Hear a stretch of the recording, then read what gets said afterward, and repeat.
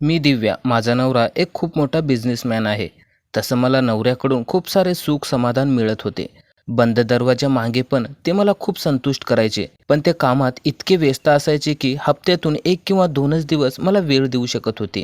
आमचे लग्न झाले तेव्हा आम्ही दोघे एकमेकांना खूप वेळ देत होतो. पण ते आता कामामध्ये इतके व्यस्त झाले की हप्त्यातून 1 किंवा 2च दिवस आमच्यामध्ये नवरा बायकोसारखं काहीतरी होतं. एके दिवस आमच्या शेजारच्या काकाच्या घरी आग लागली आणि त्याचे घर पूर्णपणे जळाले होते. तेव्हा माझ्या नवऱ्याने त्याला मदत केली आणि त्याचे नवे घर होईपर्यंत त्याला आमच्या घरामध्ये ठेवले. एके दिवशी मी त्यांना चहा देण्यासाठी गेले तेव्हा ते बाहेर हॉलमध्ये बसून टीव्ही पाहत होते. खूप दिवसापासून मला नवऱ्याकडून सुख मिळालेले नव्हतं. काकांना चहा देऊन मी आंघोळ करण्यासाठी बाथरूममध्ये गेले. आंघोळ करून जेव्हा मी बाहेर आले तेव्हा शेजारचे काका लुंगी आणि बनियान घालून सोफ्यावर बसून टीव्ही पाहत होते. जेव्हा मी त्यांच्या जवळ जाऊन बसले तेव्हा काका म्हणाले, बेटा तुझे केस अजूनही ओले आहेत, अशाने तुला सर्दी होईल ना. तेव्हा त्यांनी कमरेवर गुंडाळलेला टॉवेल काढून मला दिला आणि काकाचे ते भल्लं मोठं पाहून मी माझं भान हरवलं आणि तिथेच काकाकडून मी पूर्ण दिवसभर, नमस्कार, माझं नाव दिव्या आहे, मी दिसायला अतिशय सुंदर, तसं माझं वय 27 वर्ष आहे, पण कुणीच माझ्याकडे बघून मला असं म्हणणार नाही की मी आता 27ची आहे. मी तर आतासुद्धा 20-19 वर्षाच्या मुलीसारखी दिसते. रंगाने गोरीपान, काळे केस, लाल ओठ, कुणी पण माझ्याकडे बघितलं तर माझ्या प्रेमात पडेल इतकी सुंदर दिसायला आहे मी. ही घटना 5 वर्षापूर्वी घडलेली होती. माझ्या लग्नाला 2 वर्षे झाली होती. माझ्या पतीचे नाव शेखर आहे. त्याचा मोठा बिझनेस आहे आणि आम्ही खूप श्रीमंत कुटुंबातील आहोत. माझे पती जास्त करून कामानिमित्ताने बाहेरच असायचे, त्यामुळे बरेच महिने घरी मी एकटीच असायची. माझा नवरा तसं मनाने खूप चांगला असला तरी तो मला आता खूप कमी वेळ देत होता. म्हणजे तो फक्त घरी असतानाच माझ्या जवळ असायचा. पण काहीही असो, मी माझ्या नवऱ्यावर खूप प्रेम करत होते. आमच्या बंगल्याच्या शेजारी असलेल्या बंगल्यात 60 वर्षाचा राजेश काका राहत होता. त्यांच्याशी आमचे चांगले संबंध होते. तो 60 वर्षाचा असला तरी लूक आणि फिटनेसच्या बाबतीत तो आता पण 40 वर्षाच्या माणसालाही हरू शकतो. एकदा त्यांनी मला सांगितले की तो तरुणपणात कुस्ती खेळायचा आणि तो अजूनही तोच आहार आणि व्यायामाचा दिनक्रम बाळगतो. ती भयानक रात्र मला अजूनही चांगलीच आठवते. एका रात्री मी आणि माझा नवरा झोपलेले होतो. तेव्हा रात्रीचे किती वाजले होते आम्हाला माहीत नाही. बाहेरून खूप ओरडण्याचा आवाज येत होता. आम्ही पटकन उठून बाल्कनीतून पाहिलं तर राजेश काकाचे घर आगीच्या ज्वालेने जळत होते. तेव्हा माझ्या नवऱ्याने अग्निशम दलाला बोलवले. काही वेळातच अग्निशम दल आले आणि त्यांनी आग विझवण्यास सुरुवात केली. आम्ही दोघेही राजेश काकाची अवस्था जाणून घेण्यासाठी खाली गेलो. आम्ही खाली गेल्यावर राजेश काका रडत होते.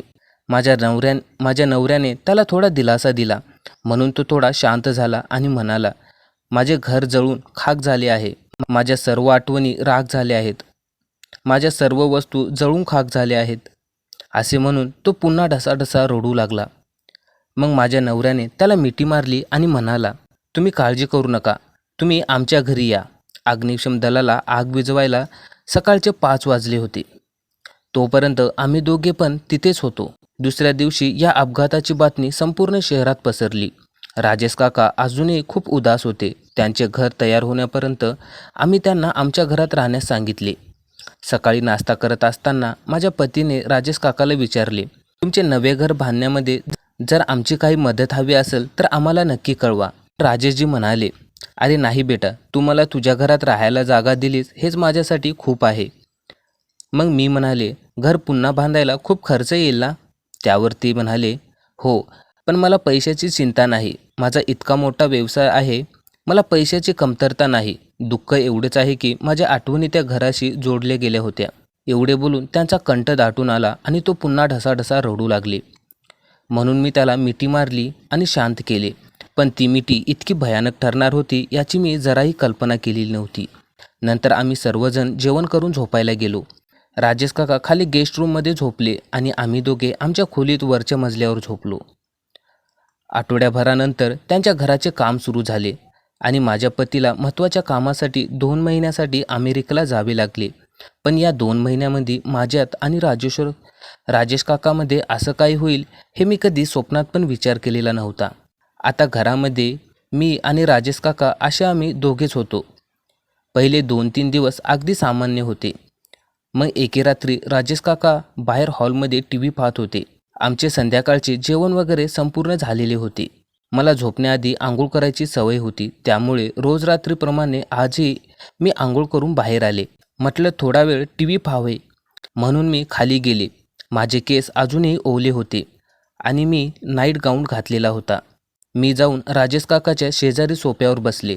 राजेश काका मला पाहून थोडा आश्चर्यचकित झाला, कारण मी अशा अवस्थेत मी पहिलीच वेळ त्यांच्या समोर गेले होते. आम्ही दोघे बोलत होतो आणि त्याचे लक्ष मधून माझ्या उघड्या पायाकडे जात होते आणि ते माझ्याकडे खूप वासनेने भरलेल्या नजरेने पाहत होते. हे माझ्या लक्षात आले.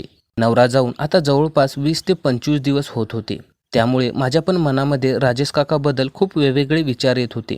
मी माझ्या मनावर नियंत्रण ठेवू शकले नाही. तेव्हाच राजेश काका म्हणाले, मुलगी तू टी व्ही बघ, मी माझ्या खोलीत जाऊन झोपतो. असे म्हणत ते उठले. तेव्हा मी त्यांचा हात धरला आणि म्हणाले, जर माझ्यासोबत काही करायची इच्छा होत असेल तर मी तयार आहे. माझ्या सहमतीने आमच्या दोघांमध्ये खूप काही झालं. काही वेळाने मी शांत झाल्यावर खाली गेले. रात्रीचे 12 वाजलेले होते आणि राजेश मला कुठेच दिसत नव्हते. मी त्यांच्या खोलीचा दरवाजा पाहिला तर तो बंद होता.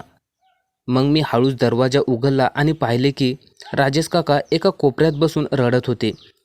मुलगी, माझ्याकडून खूप मोठी चूक झालेली आहे. मी आता हे घर सोडून जाणार आहे. यावर मी काहीही बोलले नाही. मग त्यांनी अचानक माझा पाय पकडला आणि मला माफी मागू लागले.